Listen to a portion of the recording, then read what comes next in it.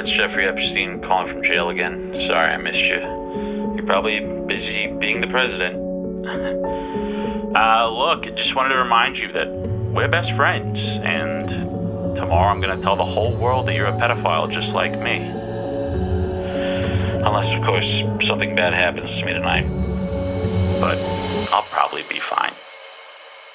Breaking news tonight regarding Jeffrey Epstein. The embattled financier, once alive, now dead. The story of Jeffrey Epstein is so unbelievable, it's almost hard to believe. I don't understand it. Who was Jeffrey Epstein?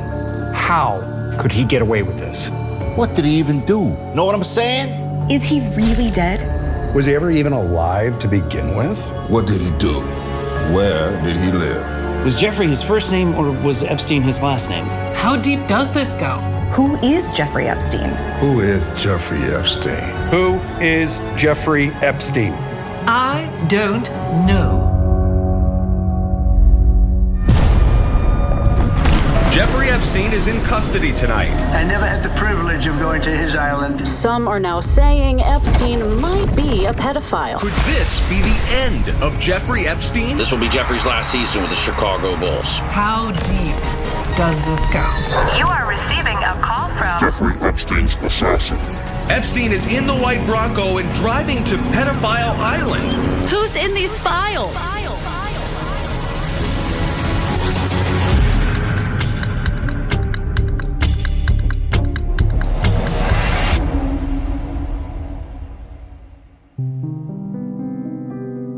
People still have a lot of unanswered questions about Jeffrey Epstein.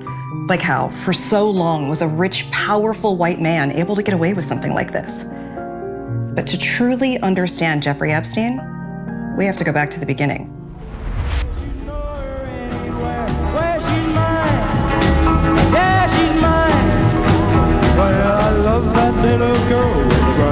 Jeffrey Epstein was allegedly born to his alleged father and alleged mother in New York in 1953.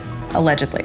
His family raised him to be a decent, upstanding pedophile, and for the most part, he had a pretty normal childhood. He was bright, had lots of friends. He excelled in school, where he was surrounded by other underage kids. He really was just your typical all-American molester.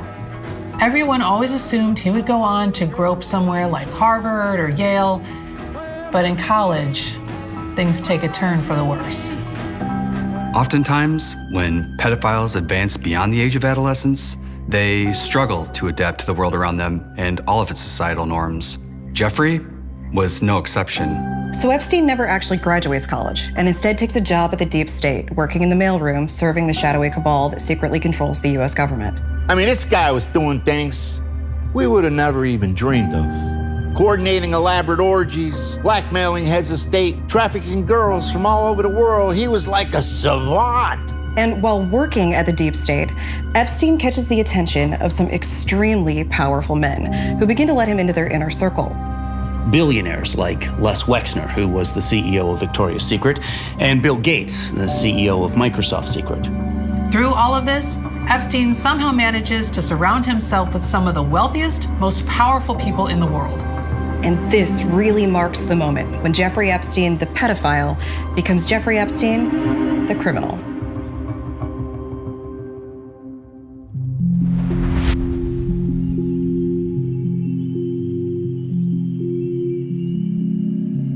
Before I began investigating Jeffrey Epstein at the Miami Herald, I was a beat writer for the Pedophile Island Tribune. At the time, Epstein was sort of known for throwing these lavish, expensive molesting parties. But when I started looking into it, I quickly discovered that I was the only person on the island who wasn't a sex slave. That's when I knew something was off. Epstein was frequently flying clients out to his island, people like Prince Andrew, allegedly, Kevin Spacey, allegedly, Chris Tucker, Stephen Hawking, Bill Clinton, allegedly. But the only real proof we had was a big guest book on Epstein's jet everyone signed, rating the experience out of 5 and giving constructive feedback on the orgies. But that only proves so much. For example, we didn't know who rode on Epstein's transcontinental pedophile railroad into his lodge in Sex Canyon, or aboard his pedophile cruise ship, the Hyman's Majesty, or on his impractical handjob handcar, or his private space shuttle, the Molester Galactic. But behind all the zero-gravity, underage massages, there was something even more sinister going on within Epstein's inner circle. Oh, it was a total boys' club. Just a complete sausage party. I knew Jeff back then, and he knew I loved molesting kids and that I wanted a seat on the Lolita Express more than anything. But he shut me out just because I was a woman. It was sexism, pure and simple. Disgusting. By this point in the investigation, we had ascertained that Mr. Epstein's criminal organization worked much like a pyramid scheme. Epstein, of course, was at the top, luring in wealthy clients. At his right hand was Epstein's beloved cockatiel, Corky, who he never left home without, all the way down to Mr. Tyler Fitzsimmons, Epstein's personal noose dealer. Epstein had built a well-oiled criminal machine, but it was starting to become too much for just one pedophile to handle all on his own. And of course, behind every great male sex trafficker, there's an even greater female sex trafficker. Enter Ghislaine Maxwell. Ghislaine Maxwell first met Jeffrey Epstein after she responded to a classified ad seeking a gross pervert assistant. Immediately, she was hired. What Epstein allegedly liked about Ghislaine were her connections. Her father was British billionaire Robert Maxwell, which in turn made Ghislaine rich and British too. Oh, technically, Ghislaine Maxwell was a socialite, but she only came to New York in 1991. Unlike my family, which arrived on the Mayflower. It wasn't long after she was hired by Epstein that Ghislaine Maxwell decided to enlist in the elite pedophile corps. At that point, a woman had never completed Epstein's training before. It was grueling. You had to be able to run 5 miles through the mud with a 90-pound girl on your back. They wanted to break you. Nevertheless, she persisted. Not only did she complete the program, but she graduated at the top of her class. Ghislaine Maxwell was now officially a pedophile. She sure showed those boys.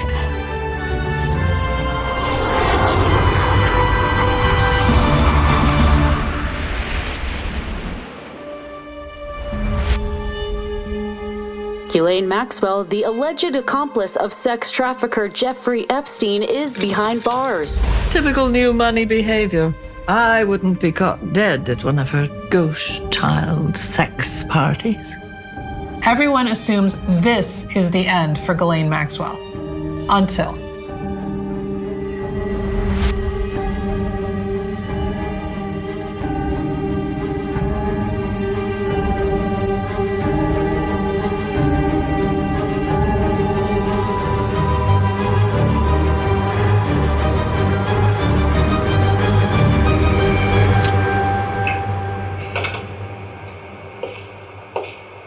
Elaine Maxwell? Ghislaine. Ghislaine. I could have swore it was Elaine.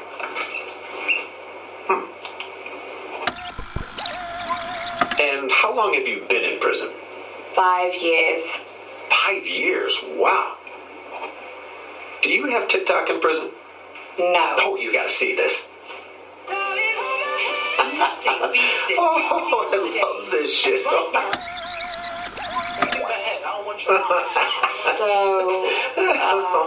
Huh? Oh, right, yeah. We need you to help us cover up some of Donald Trump's crimes.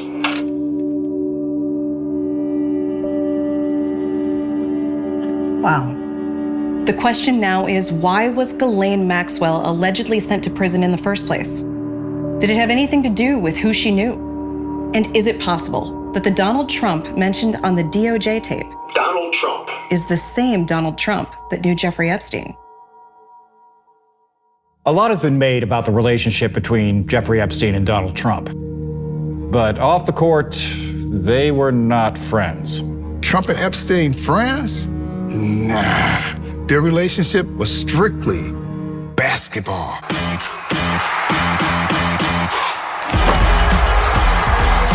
In the 90s, Jeffrey Epstein was basketball. I mean, he was more than basketball. He was a phenomenon.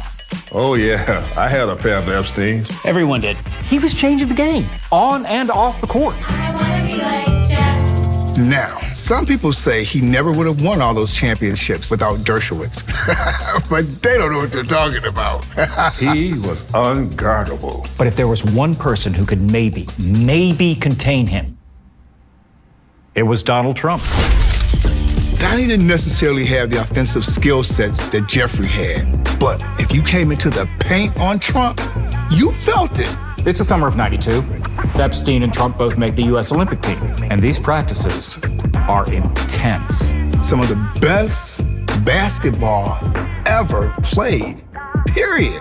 Now, Trump's team is beating up on Epstein's pretty good. And Trump yells out, I guess this Epstein kid ain't so great after all. Epstein goes off. He's going behind the back.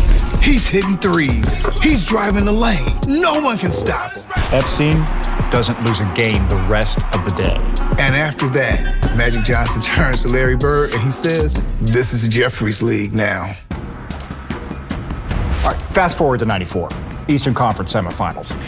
Epstein is in town to play Trump and the Knicks. Now, Epstein doesn't have a great game one, and they lose a nail-biter in overtime. Then, the night before game two, Trump and Epstein are at the same party, and Trump comes over to Jeffrey and says, looks like we got you figured out. Looks like we got you figured out. Man, you shouldn't have said that.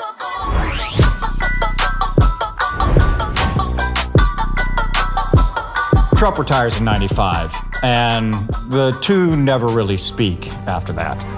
But a few years later, in '98, Epstein's last game in the Garden, he scores 48 points. And who's in the crowd watching? Donald Trump.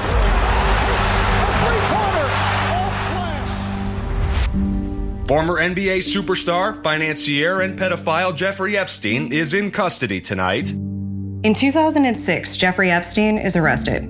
We had troves of evidence, videos, photographs, interviews, but there's one corroborating detail in all the victims' testimonies that was the most damning. Epstein's distinct corkscrew penis. It was a corkscrew penis that got him. Corkscrew penises first evolved in ducks, who are rightfully considered the best molesters in all the animal kingdom. Jeffrey was no exception. The first day in court, Epstein gets onto the witness stand and immediately tries to hang himself.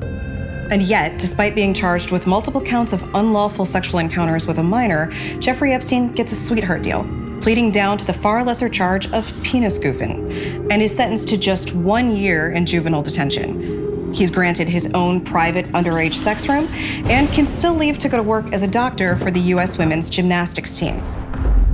It was a complete molestation of justice. For the next 10 years, Epstein maintains a low profile and mostly molests philanthropically. But in 2019, he's arrested again. New semen spatter evidence has landed Jeffrey Epstein back behind bars. For years, we knew who put the semen on Jeffrey Epstein's walls, but we didn't know how. And semen spatter analysis was the missing piece. We ejaculated on the walls. We ejaculated on the ceiling. And when the ejaculate finally settled, it always pointed to one man. The judge immediately ordered Epstein to go back to jail and not kill himself. But then, the unthinkable happens.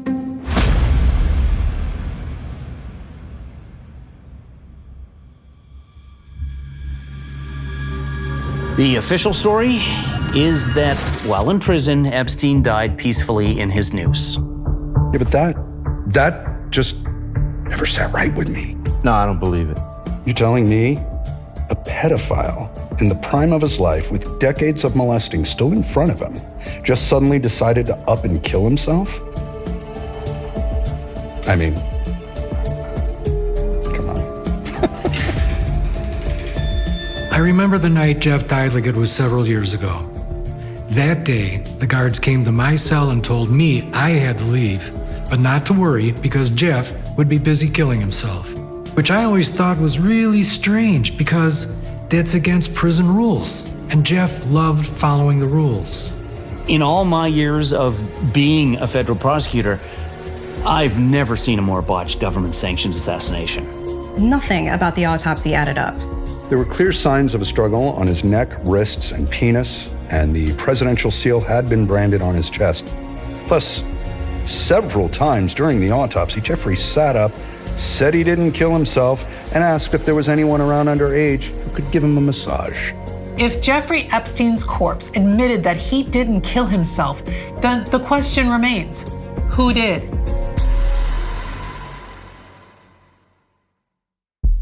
At 6:30 a.m., guards at the Metropolitan Correctional Center find Jeffrey Epstein dead. But just 2 minutes earlier, the elite squad of men in charge of killing inmates, known as the Murder Patrol, are unaccounted for. Then there's the fact that Jeffrey Epstein didn't die that night and actually died over 20 years ago in a fiery car accident. And finally, there's the missing minutes. When authorities go to review the video footage from Epstein's cell, they find that over 34,689,652 minutes of his life are missing. There's no footage of his birth, no trace of his childhood in Brooklyn. All they captured was Epstein being graphically murdered for 1 minute and 3 seconds. Even to this day, the Trump administration refuses to release the Epstein files. But could it be because Donald Trump himself was implicated? We know that in 2019, Trump signed an executive order to murder Jeffrey Epstein. Then he signs a second executive order to make the murder look like a suicide. Could Trump orchestrating Jeffrey Epstein's murder have something to do with Jeffrey Epstein's death? We may never know. There's still so much we don't know about the night Epstein died, and some things we may never know. But there is one thing we know for certain. The night Jeffrey Epstein died, his soul departed from his mortal flesh and ascended into heaven, where he met God the Father Almighty and his Son, our Lord and Savior, Jesus Christ. When Epstein went to heaven and stared directly into the face of God, it was the most beautiful thing he'd ever seen. And a lot of people thought maybe things will be different now. Maybe he's changed. After Epstein dies, he doesn't even do 1 week in purgatory. Then, poof, he's in heaven talking to God. Does that sound normal to you? Oh. The story of Jeffrey Epstein is so outlandish that it's easy to see why it lends itself so well to conspiracy theories. But ideas like he was able to get away with these horrific things for so long because he was rich and powerful, and his friends were rich and powerful, and that's how this country treats the rich and powerful, simply have no basis in reality. No, that's not true. No truth to that, no. And outlandish conspiracies like that really only exist to distract from the truth, which is the fact that Jeffrey Epstein was a pretty cool guy. Oh yeah, he was incredible. Had bedroom eyes. The ladies know what I'm talking about. He had money, he had mansions, he got laid. Big house. He had a plane, probably 2 planes. Oh yeah, I was on his plane. It was sweet. He had his own freaking sex island. He was awesome. I would have gone in a heartbeat. Say what you want about him, but this guy had spunk. He had charisma. And I think that if Jeffrey Epstein were alive today, I think he'd be pretty happy with how it all turned out.